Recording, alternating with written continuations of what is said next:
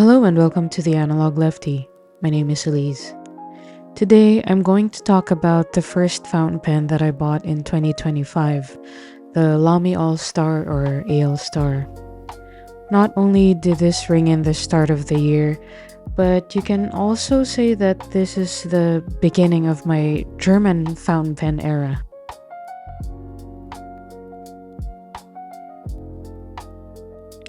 So as a refresher, I got this pen at a McNally Jackson in LaGuardia Airport while waiting for my flight back to Canada in January. I had some remaining cash and I saw an array of Lamy pens displayed in the store, and I guess everything just kind of fell into place. So I decided to pick one up for 47 USD. I went for an all-black pen, as you can see, because it was the only one they had there that spoke to me, even if it was only available in a medium nib. I took a risk with the medium nib. It was gonna be my first experience with a Lamy pen, and I didn't really know what to expect from a medium Lamy or European nib. However, by that point, I knew I could get a separate fine nib for Lamy pens if I ended up not liking how it writes. But yeah, it was displayed in a pen cup, and it didn't come with the usual Lamy box with the slits. So yeah, I just flew with this back home as it is. I don't know why it took me 6 fountain pens before getting a Lamy or Lamy Safari adjacent pen, which is one of the most popular fountain pens for beginners. Heck, I even have the rollerball version, so I couldn't really tell you why. But we're here now, and I finally understand why these pens are so highly recommended for beginners and seasoned writers, and even artists alike.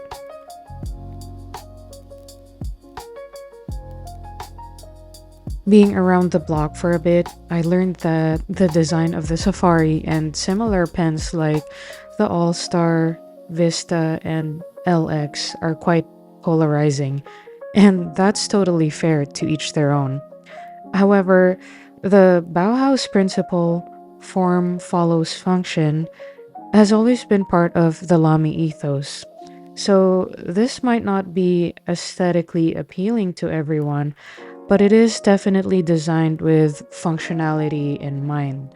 So with that, let's take a closer look at the pen's construction.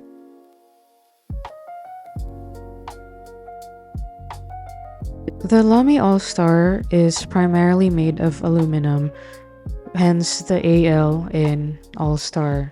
So it is quite a light pen, however it still has more heft than plastic pens. The cap and barrel have a satin anodized finish, while the section is transparent plastic. And you'll see here that there is a plastic ring that separates the barrel end section. And I'm not entirely sure, but I think this plastic ring extends to the inside of the barrel and transitions into the threading. So the threading points of the section and the barrel are plastic on plastic, which I think is a good thing. Also, the barrel has an ink window which allows you to see how much ink you have left. As well, it has a spring action metal clip which connects to the inside of the cap. And the cap, I think, has a combination of plastic and metal linings, which is quite hard to see since it's black on black. But yeah, Lamy was like, you want a clip? We'll give you the clippiest clip that you'll ever see. But anyway, it has a solid snap cap, which could also be posted. But as you know, I'm not one to post my pens, at least the regular sized ones, because of my small hands. But it is definitely a secure post. It also has a cross shape on the finial, indicating that it is a fountain pen because the roller ball has just a single line. The pen came with a blue ink cartridge, which I have since used up, but now I have it loaded with the proprietary Z28 converter, which has these notches that slide in the grooves of the threads in the grip section. I really like this converter because it just makes for a more secure attachment, and it's less likely for the converter to become undone.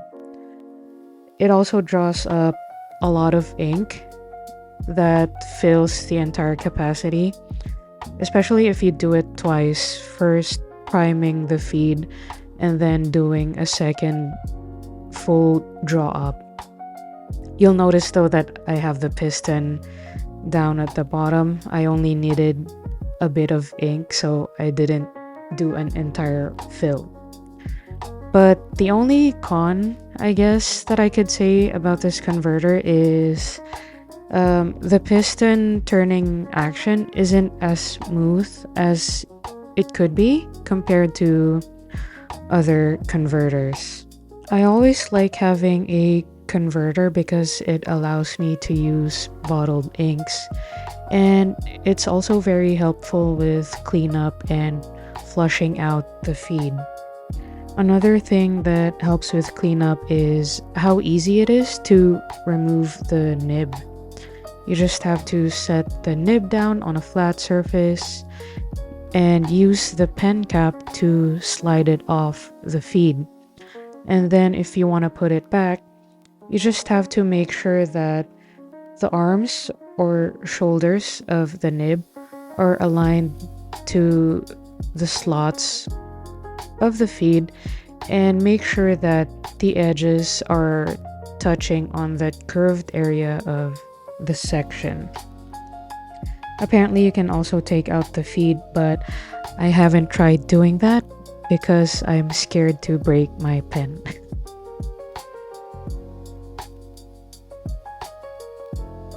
My favorite thing about this pen is probably the handling. The way it makes me hold it just feels so natural and comfortable, and it does feel like the pen is an extension of my hands. As you know, I'm all about the tripod grip, and the way that the grip section flares a little towards the nib provides additional support for my fingers so that it doesn't slide down as I write. And I could be wrong, but even the shape of the barrel takes the shape of the hand into consideration. So when you hold the pen with a tripod grip, your hand forms this shape. As you can see, the flat side of the barrel rests on the flat webbing that my forefinger and thumb creates. And then the rounded sides of the barrel follow the natural curvature of my fingers. So it's really form following function. Some might say the design choices can be quite prescriptive, but I think getting used to a proper and comfortable grip is super important, especially when you're just starting out with using fountain pens.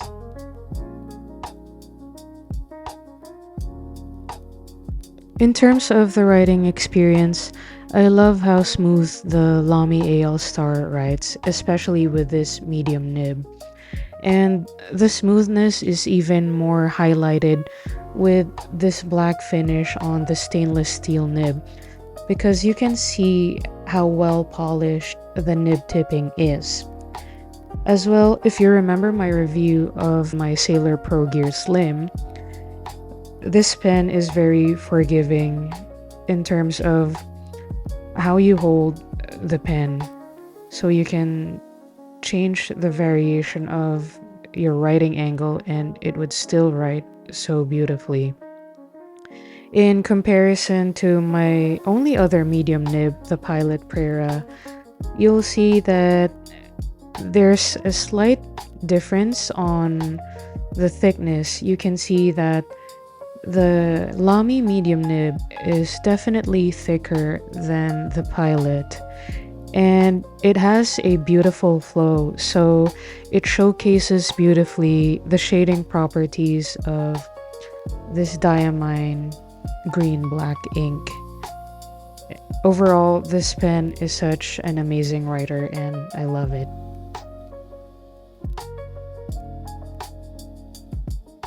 For my first introduction to German or European fountain pens, I'm very happy and pleased with my experience with the LAMY All-Star. It's so well built and designed with functionality, reliability, and comfort in mind, so I completely understand why these pens are used by elementary school students as they progress with their writing. I got the fully blacked out version, but as I understand, Lamy releases several colors and limited editions that might enhance the collectible nature of the AL-star, like the Harry Potter series. While those didn't really speak to me design-wise, I for one wish that I didn't miss the Lamy All-Star Petrol because that color is just right up my alley. And those are my thoughts on the Lamy All-Star. I enjoyed this pen so much that it piqued my interest and curiosity and got a Vista and Safari, which I'll talk about in future videos.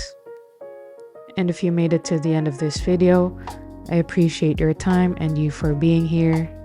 Thank you for watching, take care, and I'll see you on the next one.